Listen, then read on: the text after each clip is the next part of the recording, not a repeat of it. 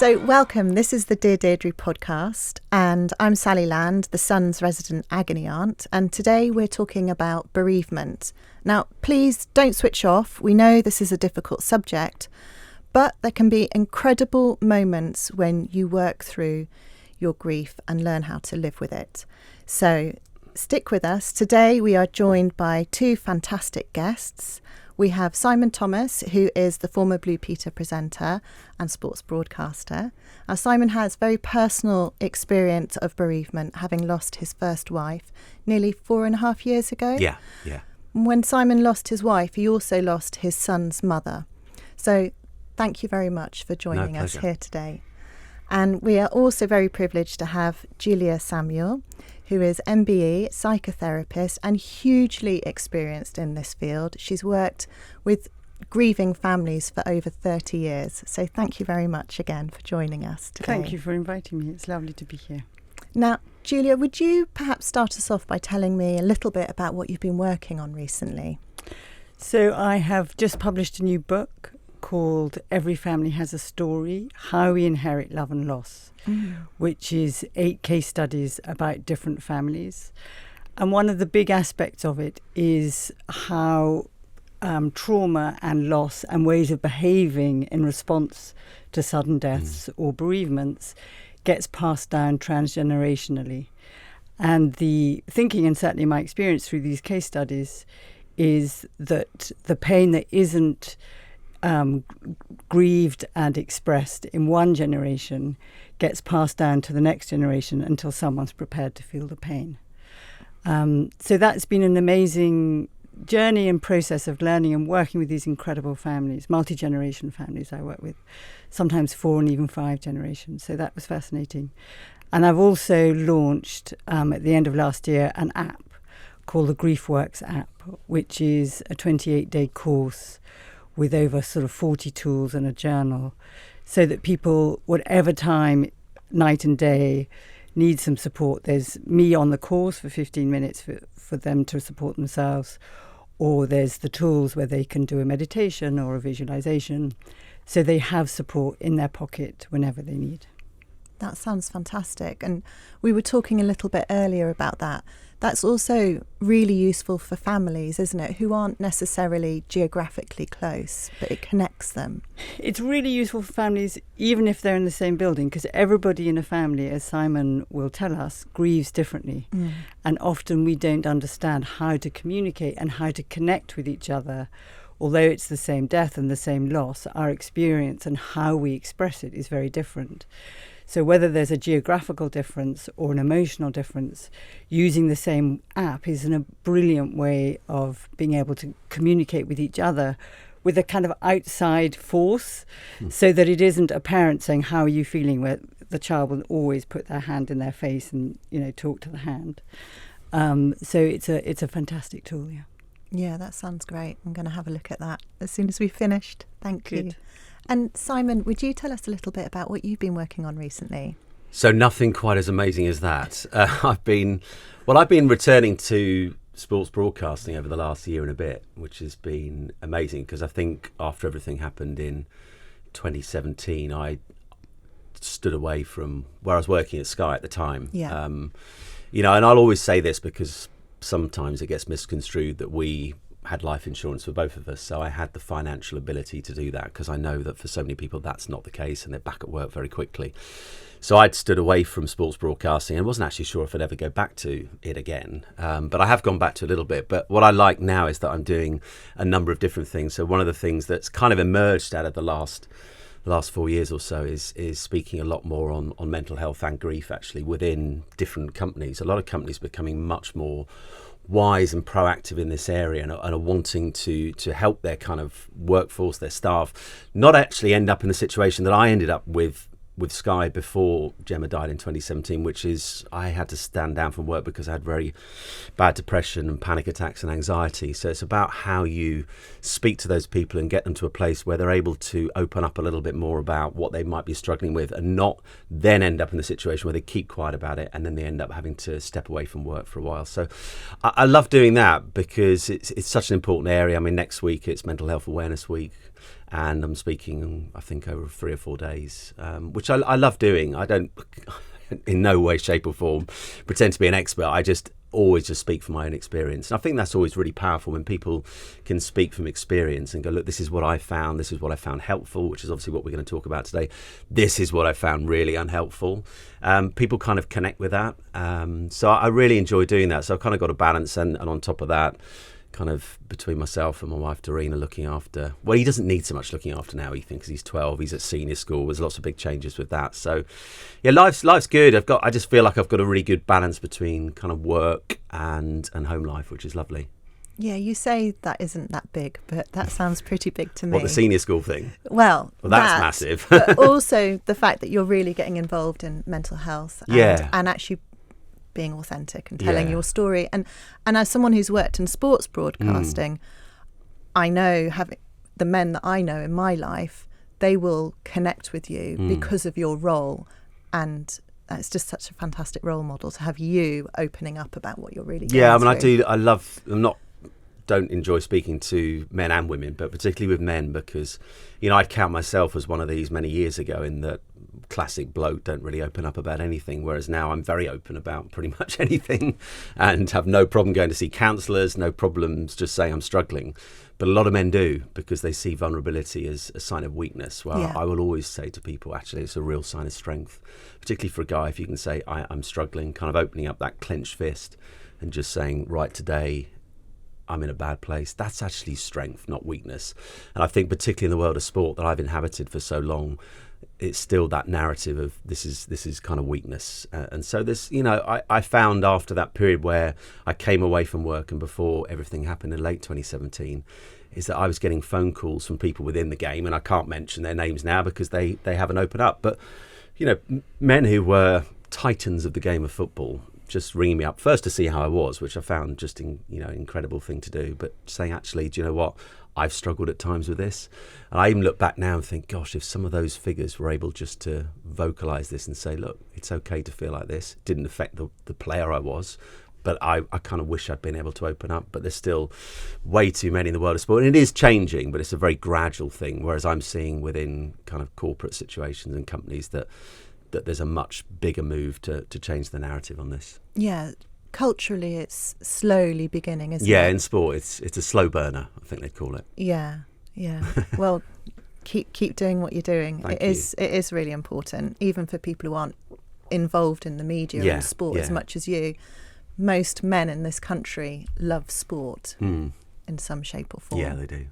And most men have moments when they struggle with their mental health as well. Yeah, so. hugely. And I think the most personal is the most universal. So you say you're not an expert, but you're an expert on yourself and your experience. And by voicing that and letting other people hear that gives them permission to have their own experience. And that kind of aspect of holding both, that I can be open about my vulnerability, having panic attacks, feeling anxious, feeling my grief, which you need to do to heal. And I can also be a powerhouse. I can talk at a conference, I can kick a football, I can save a goal. That doing one doesn't mean you don't have the other. Because I think there's this very kind of simplistic view that if you're expressing your vulnerability, it means you lose your strength and your capability and your capacity. But actually, it expands it because you're not using so much psychological energy to block the pain. So it frees you to have much more kind of spontaneity and confidence to do all of it. So true. Yeah. Just breathing all your experiences together. Yeah, and not block, if you're white knuckling it like you showed with the not opening up, whatever you're doing, whether it is playing a sport or being a commentator or, hosting a podcast, part of you is blocked because when you block the pain, you incrementally also block your confidence and your joy. So you function fine, but you're living within a much narrower emotional bandwidth. That is true, because I've been doing some Premier League coverage for Amazon the last couple of seasons over kind of the Christmas period, and I did it the year before this. That was the first time I went back, and then I was back doing it again this year. And the interesting thing was last year I had no issues, because there was that question in my mind that had to be answered. Would everything that happened in that autumn of 2017 return? Would this be a trigger point? And it wasn't. It was a really good experience. And then this year, ahead of my first game, so I haven't done a live game for probably about 10 months, but I proved a year ago that it was fine, I could do it. Ahead of the first couple of games I did, I had the panic attacks that I'd had 4 years previously. Really, really bad. So frightening. And I think, picking up on what you were saying, is that I could have kind of gritted my teeth and clenched my fists and go, right, I've just got to get on with this. But actually, I rang my agent that morning, quite tearful, and saying, I don't think I can do this. Had a really long chat with him and just talked it through, and the breathing began to sort of slow down a little bit, and then had a really long chat with my wife Darina about it, and in the end I got to a position where once I got in the car to go to the game, I felt hugely calm compared to where I'd been 2 hours ago. And then it returned 2 days later for the next game. This time I'm in a hotel, I'm not at home, and it really was just talking it through for probably an hour with Darina down the phone, just sort of bringing down that kind of level of panic, the shallow breathing that was rapid, beginning to become deeper breaths and slower, and getting to a position where when I got picked up at 2:00, again, I'm back in that calm place so I can go and do my work. I think you're so right. If I'd sat there and kind of gone, I can't acknowledge what I'm not going to, I'm not going to feel it, I'm not going to acknowledge what's going on here. I actually acknowledged and said, no, I'm struggling here, but it doesn't mean that in 6-7 hours I can't go on air and do my job, because I know mentally I have done it before. Yeah. I can do it, but it's just about managing in that moment and actually being vulnerable enough to ring up my agent. That's never easy, and because they don't want to lose work, and say I might not be able to do this today, and then saying to my wife, actually I don't think I can do this. But then as time went on, through talking it through, you're in a position where you can go and do it. And There's the power of that there. It is courage. And also you change your neural pathways so that your brain accommodates that you have a new template, that when you feel panic, there's a part of you that knows that you can feel the panic, that you can express it, that you can calm down, and then you can go out and do your job. And once you've embraced and lived that new template, that is in you. Whereas if you'd gone the other route, that would have been in you. You could see it imploding, couldn't you? But going the brave route and talking about it, it becomes more familiar, and the next time, because we know that there often is a next time and a next time, but it's like, well, I've done this before, and this is how I deal with it. And relearning those routes. And away we go. Thank you. I wanted to ask both of you if there was any advice you could give somebody who wants to help another who's maybe their wife, their father, a child even has died. How do you reach out to them? How do you help them? We know that people are scared, aren't they? Often very scared about talking to somebody whose family member has died. What is your advice? How do you do that? Julia, perhaps you could start. So I think the first place is, before you contact anybody, to let yourself know both the level of the loss, that this is incredibly painful, and also that you can't fix it, you can't make this better, and also recognise that your capacity to give love and attention makes a difference. So that's a kind of complicated template. But then contacting the person, and you'll know how close you are. So if you're really close, show up. Go to where they live, be there. If you're a bit distant, I think texts are helpful, because the person doesn't have to reply, doesn't have to kind of put on the performance or tell the story again. But the main thing is the acknowledgement. I'm so sorry for your loss, because often people want to kind of come up with, don't worry, you'll this, or don't worry that, or maybe they've gone to a better place, or all these terrible euphemisms that completely kind of are experienced as a sort of derogation of what happened, of the level of the loss. So I think that is the main thing. But the thing to know is that the single biggest influence on someone's outcome is the love and connection of others. That when someone we love dies, we need the love of others to survive. So whatever your role is, as a school parent, as a friend, as a significant family member or close friend, be loving. And by that, I mean really be prepared to listen and allow your friend or family member to express their pain. Brilliant, thank you. Simon, what would you like to add? So I'll speak obviously from my own experience. I mean, everything Julie just said just really chimes with my experience. You know, what I remember most from that period, amidst everything that was going on, and the pain and the confusion that goes with, you know, a sudden bereavement like we went through, is the people who did show up. I will always remember for the rest of my life a knock on the door. So Gemma died on the Friday evening. We had lots of family and friends around us for days after that. The house was quite busy, but a knock on the door on the Monday morning, and I opened it, and there was my old mate from Blue Peter, Matt Baker. Had just decided, he'd actually had a conversation with our old editor Richard, should I do it, should I not? And I'll speak about Richard in a moment, but he showed up, and it meant the world to me, because it's a really brave thing to do. You do not know, however close you are to that person, the first time you see them, you don't know quite what you're going to find. You may find them understandably in a total mess. You might find them at that particular moment very angry. There's a whole plethora of emotions, particularly when it's traumatic. We had no time to prepare, so I was a mess, an absolute mess. So you don't know what you're going to find. So that's this incredible thing to do that. And I remember a few years before, so that guy Richard that Matt's spoken to used to be the editor on Blue Peter, and very, very sadly, his 14-year-old son took his life. And I remember that day thinking, what do I do? And I just felt, a text, you know, he's a good mate. A text isn't really enough in this situation, but can I really pick the phone up to him? And I did that evening. I don't tell this story as like, please give me brownie points for doing this, but I remember picking the phone up to him that evening, and if I'm honest, I hoped it would go to voicemail and I could leave him a message and he'd hear my voice and know that I was thinking of him.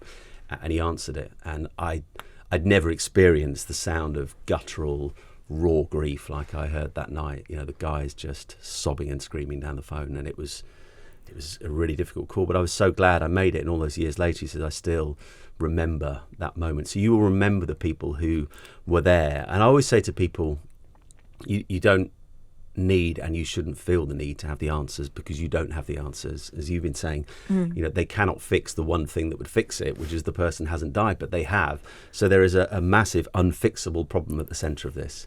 And I say to people, if all you can manage is being practical, be practical. We were so, you know, lasagna helps. Yeah, we had lasagna when people sent us, friends just go, I don't know what he wants to eat, I don't know what Ethan will eat. So they would send us a cook voucher. That, you know, amazing company does those lovely meals. Yes. That made a massive difference, to have a freezer full of food. So, you know, once people weren't around the same numbers, you know, I could just get a meal out and didn't have to worry about what Ethan's going to eat that evening. So I will always remember that practical support. I think one of the things that I learned as time went on is that when you're thinking about a friend who's just gone through this, there are going to be friends who need to be there for the long term. You know, grief is not a short term thing. And the only analogy I've ever come up with that kind of describes our situation was that it felt like when Gemma died, it was like suddenly the house of our life was on fire, and everybody rushed in and pulled us out, and they got the rugs around us, they brought us food, they brought us water, and over those next few days leading up to the funeral, the fire begins to die down. And then you're just left with smoke rising, and then the embers begin to glow, and then the funeral comes and goes and the fire goes out. And it's at that point that the slow rebuilding of life has to begin. And I found at that point, it was when a significant number of people, they were very good at being the emergency services, coming in and doing all the practical things and getting around us. But actually, that, in my experience, and for countless others I've spoken to, that's where the really tough work begins, because that busy period of the inevitable momentum of preparing for a funeral that you never expected to prepare for, but you have to unless you want to give it to someone else, but you want your personal touch on it. But then life has to start beginning to go again, even for you. And I had an 8-year-old boy who's got to be back at school, and the people I remember the most are the long-termers, the ones who didn't disappear once the fire went out. Yeah. They hung around, they'd keep checking in. And even if they were busy, just that text a day. And people say, oh, you know, text isn't enough. Actually, it is. And they were the ones who wouldn't be offended when there was no reply. Yeah. I had one or two who'd go, I never hear from Simon. And they'd stopped. Because at that point, I was either in a really bad place, or I was trying to spin all these plates of Ethan, what am I going to do about work? Had big decisions to make in the first few months. I didn't have the mental and emotional capacity to remember to reply to people. So I just say to people, hang in there. And also recognise that they are going to be difficult people to be around at times. Yeah. And don't take it personally. Yeah. I think one or two did take my anger or my upset. It was like, we're doing everything for you, but you're still upset. Well, no, I'm upset because I'm in a really painful place. It's not about you. It's about where I'm at. So please, if you are listening to this and you're trying to reach out to a friend, trying to be around them, and they've gone off on one at you, don't take it personally, because they're just expressing grief, which is a messy, painful process. And a long process. Long, often. Yeah. Okay, so I'm going to move on to our listeners' letters. Yeah. And it would just be great to hear both of your thoughts on these dilemmas.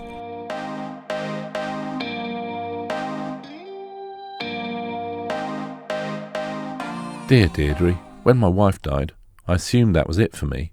I'd had my one big love, and unfortunately lost her early. But 15 years on, I've met the most incredible woman. She's kind, caring, and great with my grandkids, who are 14 and 12. She's 60 and I'm 62. We met at a tennis club. As both of us had turned up alone, we got matched to play a doubles game together. Now we've been dating for almost 6 months. Everything has been going really well, except when it comes to the physical side of things. We kiss and cuddle, but I can't seem to go any further. Although I really like this new woman, I can't get past the feeling that I'm cheating. How do I move past this feeling of guilt that I still have? So, lots of things. One is a kind of basic that we are capable of having multiple loves. Yes. It's not like you just have one love. Yes. And it took this man a long time to kind of recognise he could dare to let himself love again. I think what's complicated with our partners is that when our partner dies, our love for them doesn't die. The love continues, and you want it to continue even when you love somebody else. But there's this confusion sometimes that the person that you love who has died is kind of watching you from heaven, because you want them, or wherever you believe they are. And you kind of believe that you have to show them that you're still suffering, that you're in some way abandoning them or failing them if you let yourself live and love again. And so that's very confusing. And then the other side that's very confusing is our thinking and our feelings mostly never match each other. They do sometimes, but in grief, often logically you know that the person has died, logically you know you're not being unfaithful, logically you know there's no reason to feel guilty, but we can be overwhelmed with these feelings of guilt that somehow we are betraying them and being unfaithful. So I think what helps, first of all, he's named it, he's recognised it.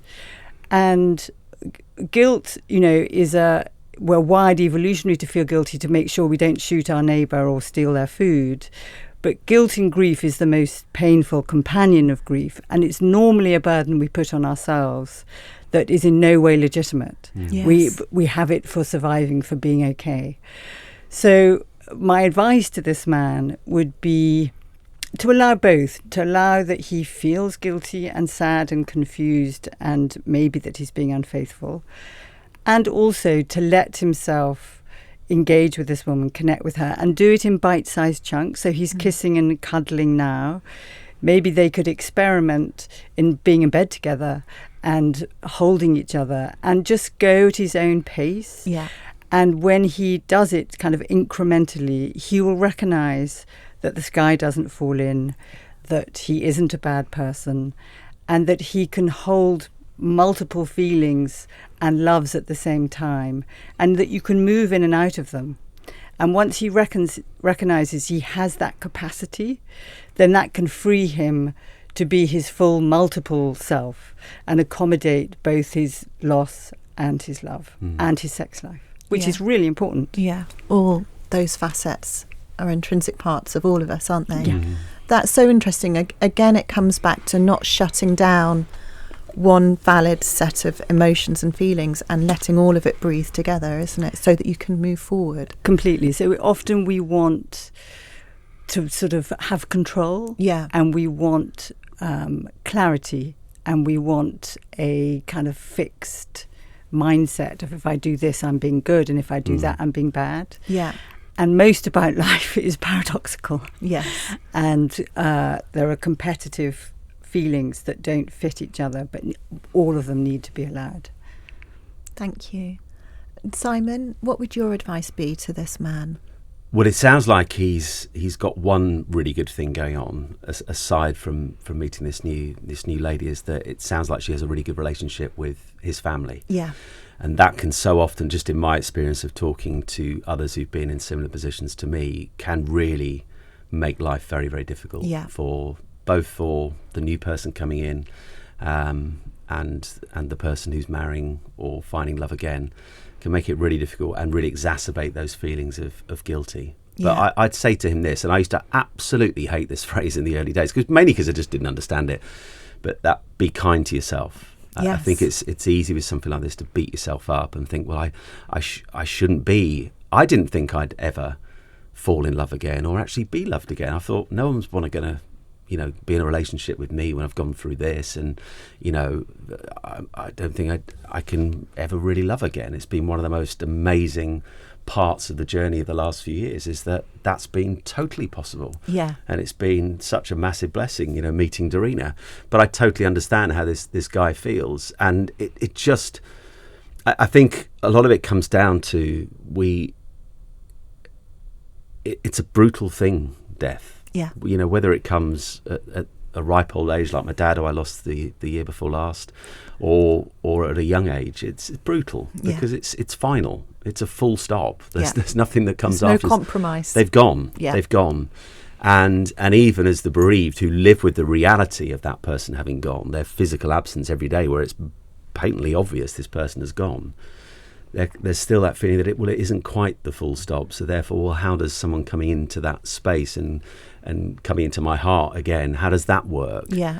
But it absolutely does. So I would just say to him, be kind to yourself and, talk it through with your new partner. I think the worst thing would be just keeping hold of all these things, because then she'll be thinking, well, why is he like this? Why physically are we sort of reaching here and not getting any further?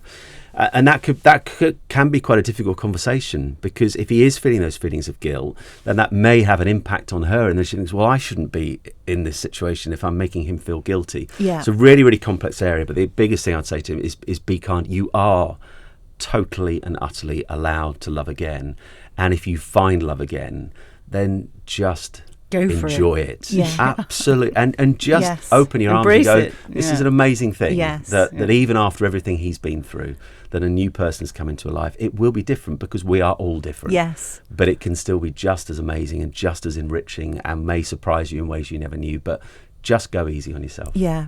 I love that. It's such a simple message, but it is so true. Just be kind to yourself. We'll go to the second letter now. And you touched on this just then, that it's not always smooth sailing for families when they're welcoming someone new into the fold. Dear Deirdre, I hate that my dad has started seeing another woman since my mother died. I can't help but see her as a replacement for my mum. I'm 17 and mum died 3 years ago from cancer. My parents were childhood sweethearts and together for 25 years. They would have grown old together. Dad is 53 and hopefully has many years ahead. Last month he told my older brother about his new girlfriend. My brother is 24 and we're very close. I think Dad was hoping he'd help him break the news to me. I don't know her, nor do I want to know her, but I feel so selfish. I'm torn between wanting him to be happy and feeling awful that Mum isn't with him anymore.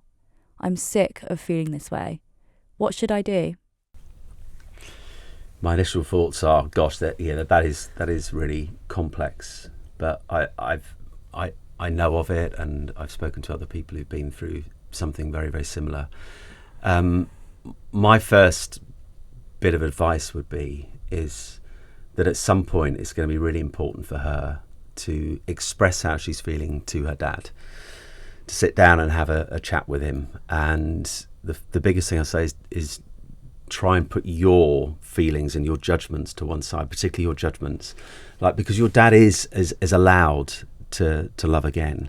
And I think that word replacement is where things get difficult, because this woman is absolutely not a replacement, because this girl's mum is irreplaceable, because we are all irreplaceable. irreplaceable. There will be never another one of us, the three of us sat in this room, because we are unique in the way we look, in the way we act. We are absolutely unique. So all three of us are irreplaceable. So her mum is, of course, irreplaceable.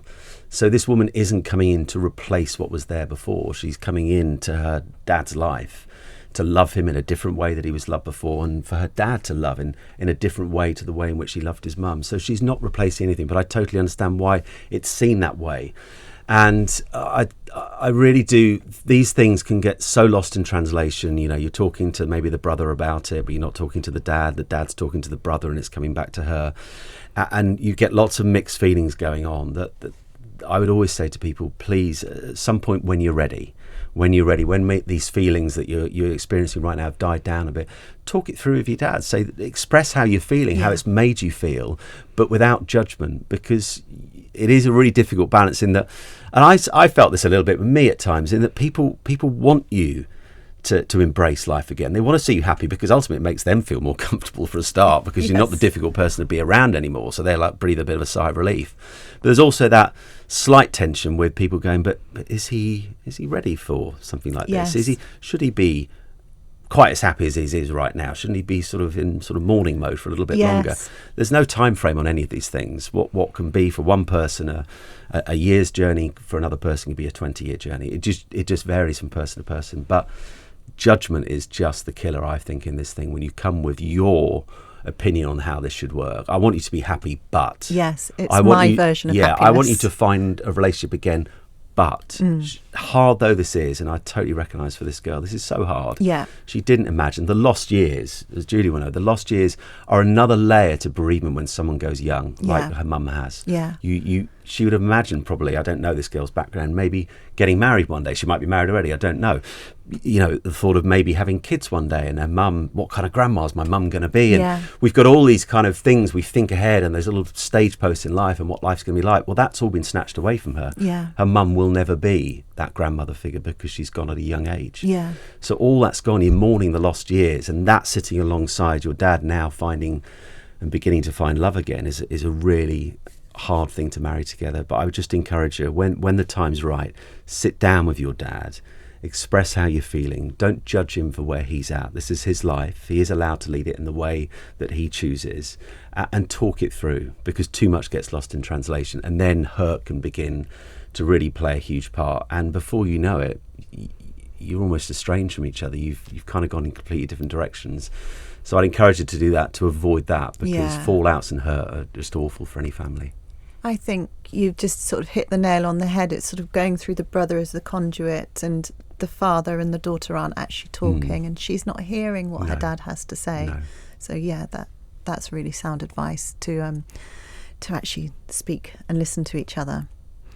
Julia, what would you say to this young woman? I agree with Simon, except that she can't help but judge. I mean, that's part of her feeling. I mean, first of all, I would acknowledge that she has a lot of insight. So she has a lot of awareness of all the complexity of what she feels. And that's a real strength. I completely agree that they all need to communicate with each other at the same time. They all need the same truth and the same story, and to be allowed to have their different feelings within the same time. I think often as a family, walking and talking is a really good way to have difficult conversations. So to go outside when you're looking at the ground, there's moments for silence. And that, again, it's this thing of the complexity of it, that she can hold both, that she is furious that her mum has died. She has been robbed of her mum. Grief means to be robbed. So she's been robbed of her mum, and as Simon said, she's been robbed of the future of her mum that she had every right to expect. And she is furious with her dad for what feels like is replacing her mum.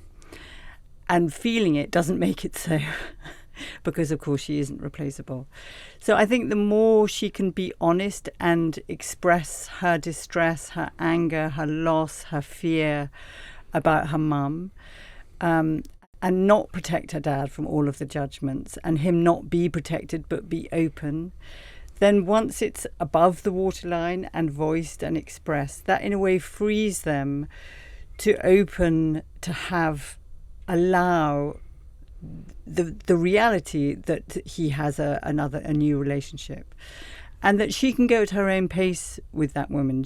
You know, I think if she had no control over her mum's death, so what would really help from her dad's perspective is if they can have these open and important conversations, maybe lots of them over time, but let her be in charge of when she meets the girlfriend. Let her have some agency and control.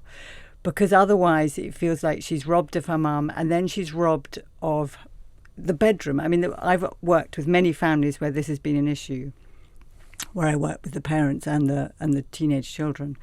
And often it's like the kitchen, when it's mothers that die, it's the kitchen and the bedroom that are real triggers. Right. And so talking to them about the small things, the minutiae of mum's stuff.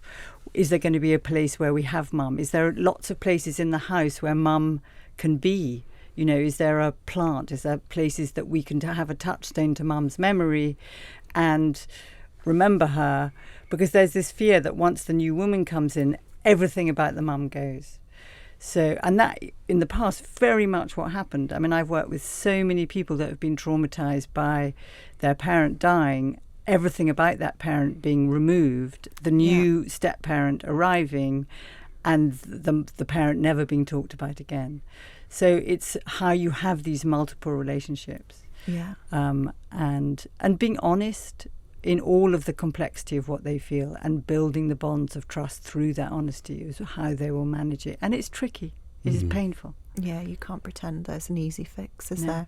And I think that's really important what you said about actually letting the daughter take it in her time and have some control over what's happening, how and when she meets the new partner. Yeah. And I think you have to also be good at recognising that, you know, with myself and Ethan, it was just that was the family dynamic. There wasn't, you know, a couple of other siblings to worry about and look at how they're grieving and all their differences. But obviously there's the immediate family around you, and I think you can get into quite quickly a dangerous place which they could find themselves in, which is they sit down for a chat and you start playing almost top trumps of pain and grief. Well, I'm, you know, for the dad, well, I'm the one who's had to just get on with my life. You know, I don't have my wife alongside me anymore. You haven't had to do that. You've got the rest of your life ahead of you. And then the daughter could come back and go, yeah, but you don't know what it's like to lose a mum. And before you know it, you're kind of trading each other's experiences off against each other. And it's almost like, well, I'm in a much more difficult... I remember having a bit of that. Like, well, you're not having to live with this, not recognising actually that person I'm speaking to is actually in a lot of pain as well. Yes. They might not be presented with the bigger realities and practical realities of where we were at, in that suddenly my career's gone and suddenly I'm a solo parent, all those kind of things. You're not dealing with that, but it doesn't dismiss and invalidate their pain. They're still in pain. Yeah. But their daily realities are obviously different to yours. And it's about recognising that. And you all too easily in a conversation like that can very quickly get to a place where it's, you're not. You haven't had to, and then it spirals very quickly, and then it becomes a disastrous conversation. Yes. So it's recognising that you're both in different places. That doesn't mean you're missing the person who's gone any less than the other. It's not a competition. Yeah. I heard a really interesting phrase last week with a friend who said there is a hierarchy of grief within her family. And I was about to say there isn't a hierarchy. I just thought that's so interesting, that the parents have more right to be upset because they've lost their child than she has to be upset because she lost her husband.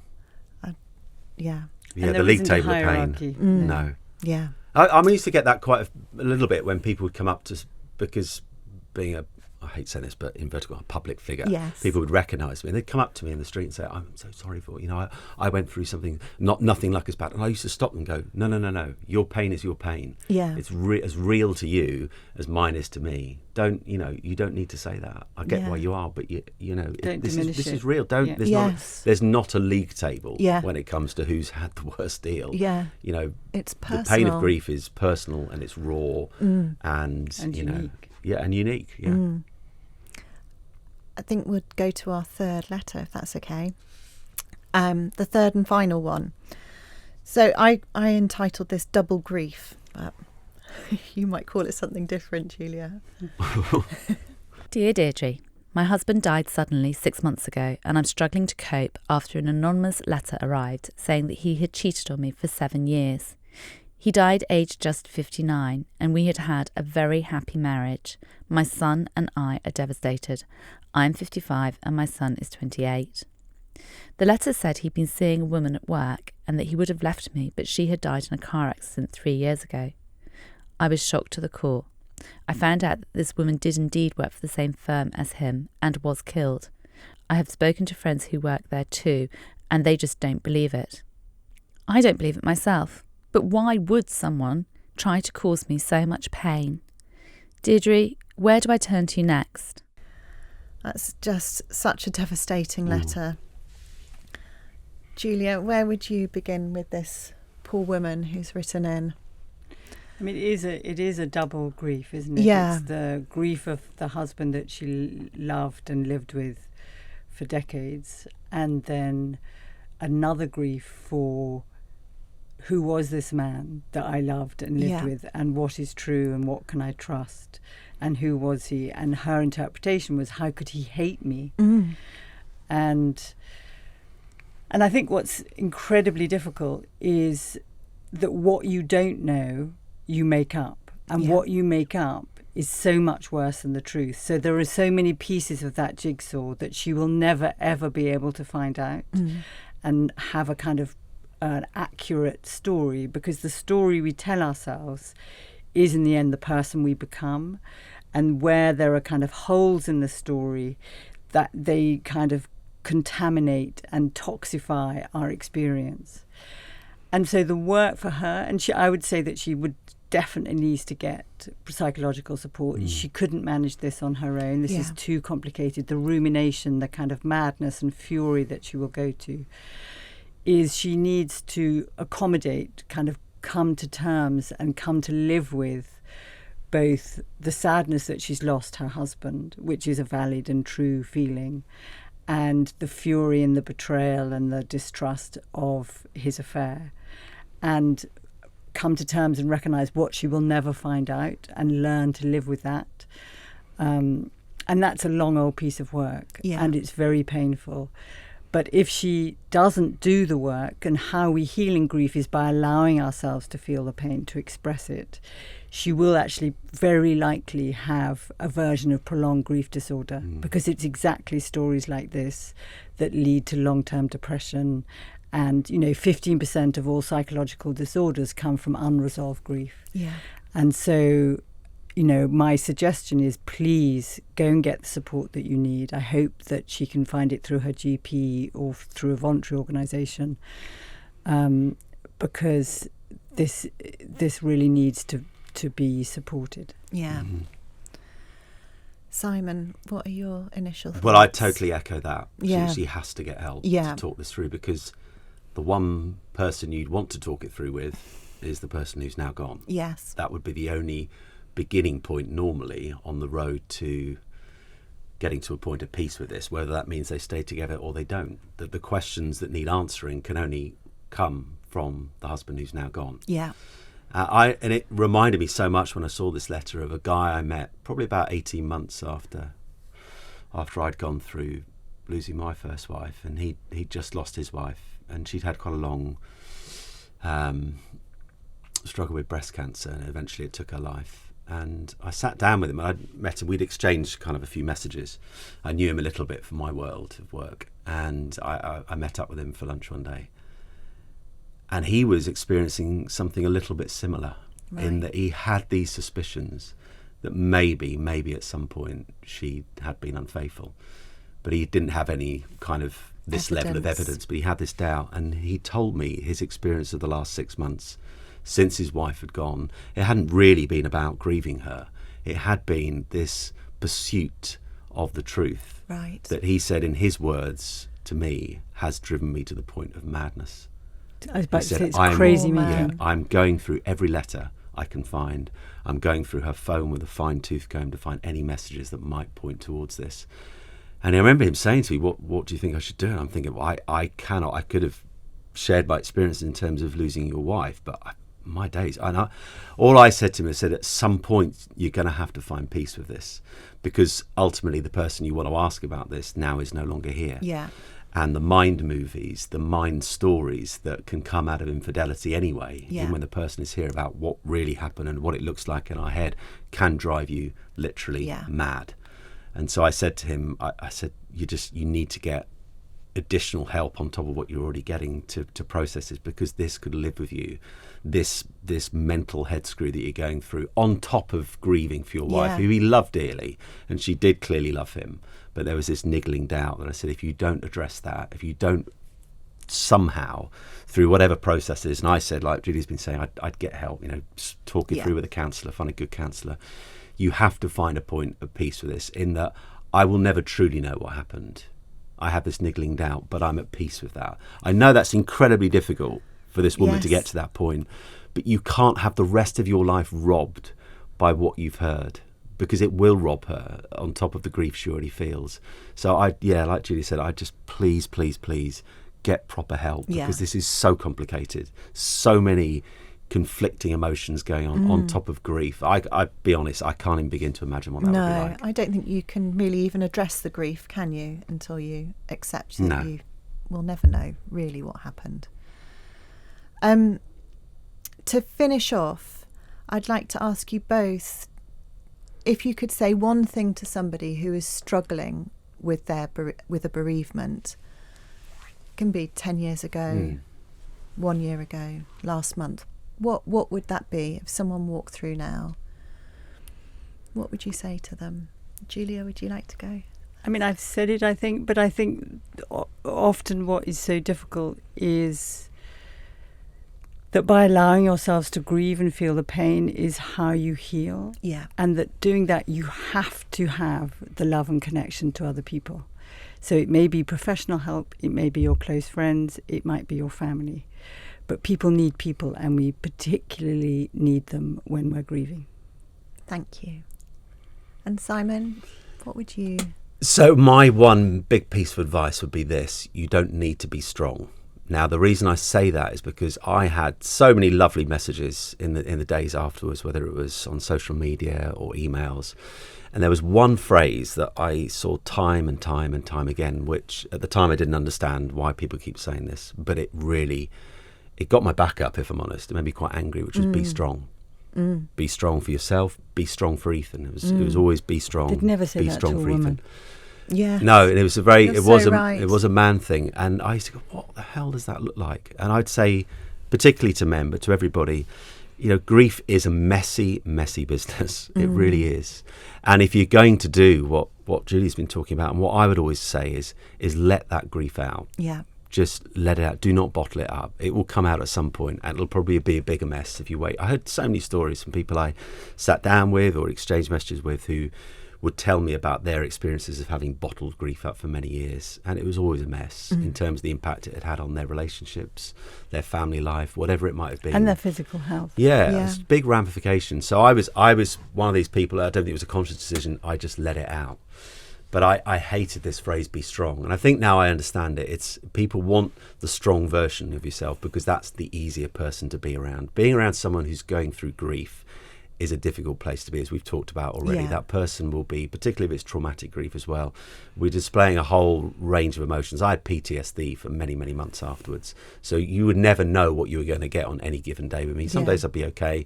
The next minute I'd be raging or very, very tearful or panicking or whatever. I was just, every emotion was on display. I couldn't be strong.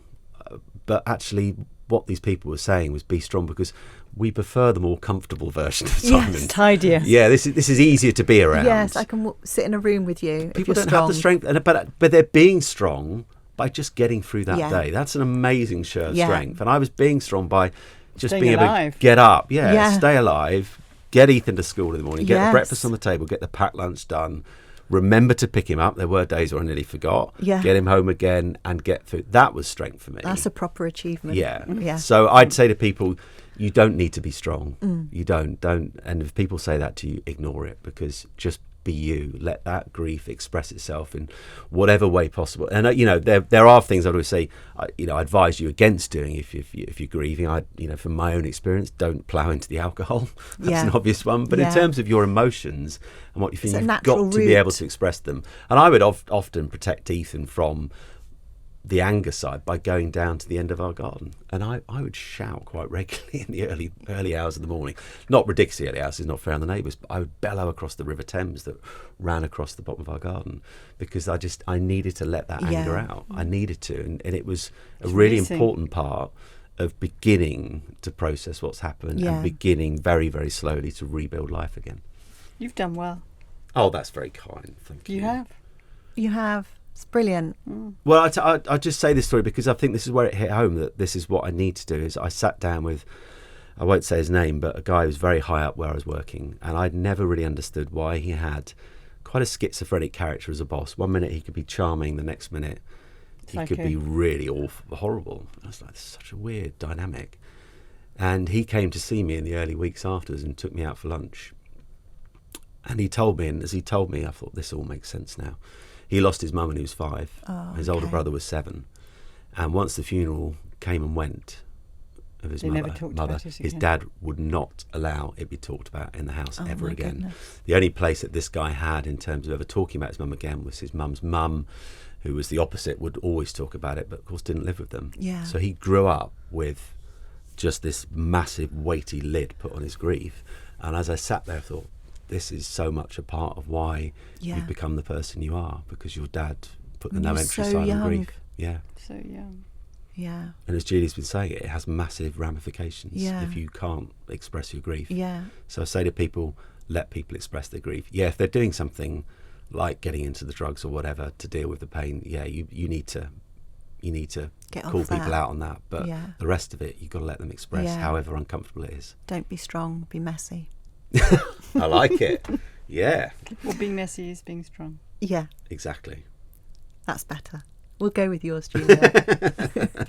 Thank you both so much. Pleasure. Thank you.